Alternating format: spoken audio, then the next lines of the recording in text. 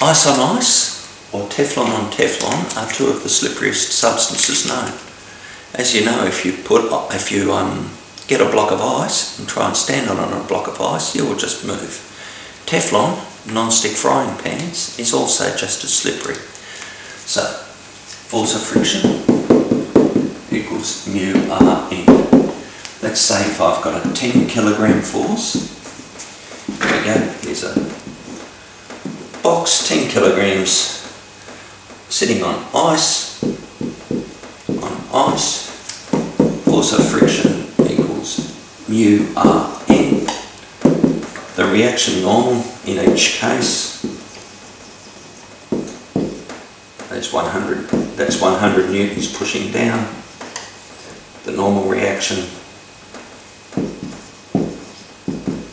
100. So, equals 0.02 ice on ice times 100 equals 2 newtons. One bag of chips weighs 50 grams, half a newton from the canteen. If you had the same force equivalent to 4 bags of chips in your hand pushing sideways, you would slide 10 kilograms. If it was sitting on ice, or if it was sitting Teflon on Teflon. Steel on steel is 0.3. Force of friction equals 0.3. That's your coefficient of friction, steel on steel, times 100. To get a steel box to slide on steel, that's 10 kilograms in weight, 100 newtons in weight on a horizontal surface. You need 3 kilograms of equivalent force pushing sideways, 30 newtons. 2 newtons, 30 newtons. If, however, it was a brake pad on steel, for every 10 kilograms force, you need 0.7 times 100, 70 newtons of sideways force to get it to slide.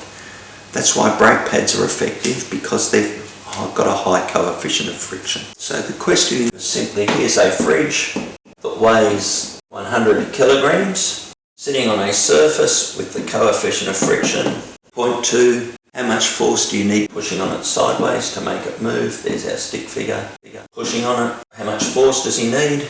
Force of friction equals mu Rn. Let's draw the free body diagram. P. I've got 1000 newtons pushing down. I've got reaction normal. Here's 1000 pushing back up. And I've got the force of friction pushing to the left. So that means the value of the push must equal the force of the friction. Forces left equal forces right.